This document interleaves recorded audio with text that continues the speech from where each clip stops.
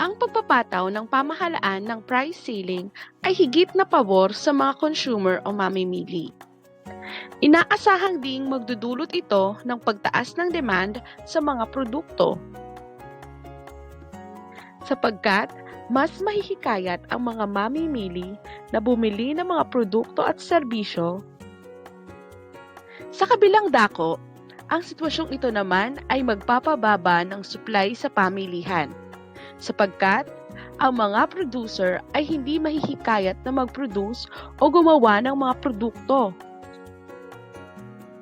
Kung minsan, maaari nilang isipin na malulugi sila dahil sa mababang presyo ng kanilang produkto. Dulot nga ito ng pinairal na price ceiling ng pamahalaan.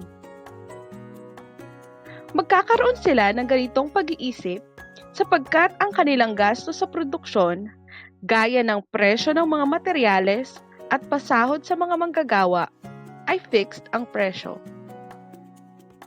Ang kaganapang ito ay makapagdudulot ng kakulangan o shortage sa pamilihan. Ngayon naman, pag-usapan natin ang price floor. Ito ay kilala rin bilang price support at minimum price policy na tumutukoy sa pinakamababang presyo na itinakda ng batas sa mga produkto at serbisyo. Isinasagawa ito ng pamahalaan upang matulungan naman ang mga producer.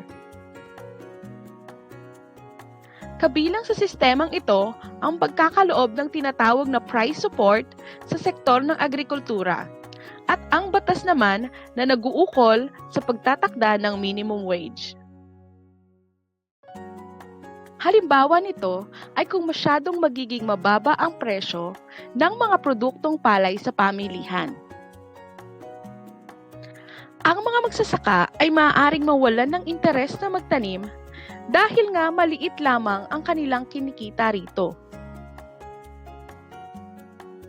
Kung magaganap ang sitwasyong ito, magdudulot ito ng kakulangan sa supply, na siyang hindi naman makabubuti sa ating ekonomiya.